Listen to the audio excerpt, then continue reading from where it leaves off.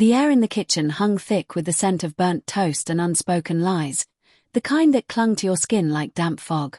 My hands trembled as I gripped the edge of the counter, staring at the phone in my husband's hand. My phone, its screen glowing with a message I'd never meant for him to see.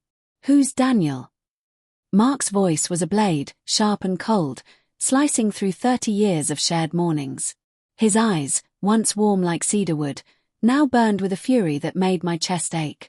I'd been reckless, bored, chasing a spark I thought had died in our marriage. Daniel was a colleague, a fleeting thrill, late-night texts, stolen glances, a single kiss in a dimly lit parking lot that tasted of whiskey and regret. It was nothing, I'd told myself. A flicker to fill the monotony of dishes and silences. But now, with Mark's thumb hovering over my phone, each tap felt like a hammer against my ribs. "I asked you a question, Sarah." His voice cracked, not with tears but with something heavier, betrayal, raw and bleeding. I opened my mouth, but the words caught in my throat, tangled in guilt and panic. The kitchen clock ticked, each second a pulse of dread. I could still smell the lavender lotion I'd rubbed into my hands that morning, a futile attempt to soothe the chaos inside me. "It's not what you think," I managed, my voice thin, unconvincing even to myself. I reached for him, but he flinched, stepping back toward the window where dawn bled through the blinds, casting slattered shadows across his face. The room felt smaller, the walls pressing in with the weight of my mistake. "Don't lie to me." His words were low, deliberate, each one a stone dropped into the fragile pond of our life. I saw the messages. "Meet me tonight. You make me feel alive." What am I supposed to think? His hands shook now, too, the phone slipping slightly in his grip. I wanted to scream that it was a mistake, that I loved him, but the truth was messier. I did love him, but I'd also craved something else, something selfish, fleeting, and now devastating. The first hint had come weeks ago, subtle as a whisper. Mark had started checking his watch more, his questions about my late work hours sharper, edged with suspicion.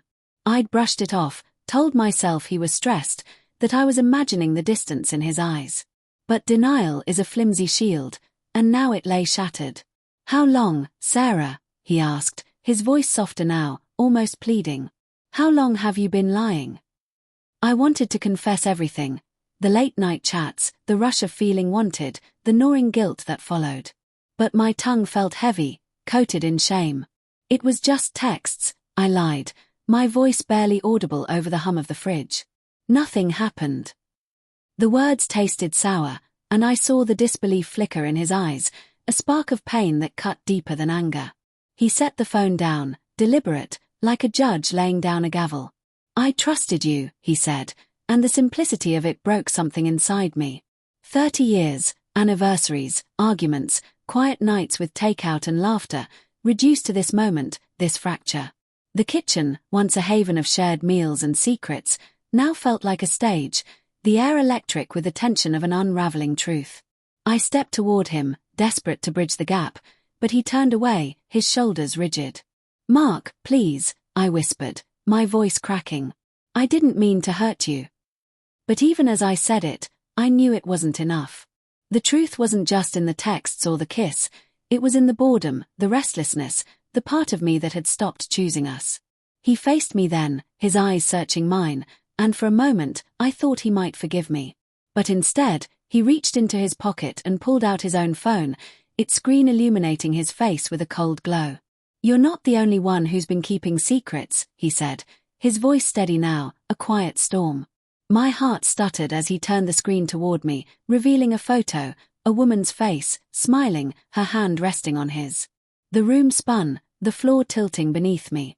All this time, I'd been drowning in my own guilt, blind to the cracks in his loyalty. "Her name is Claire," he said, and the world went silent.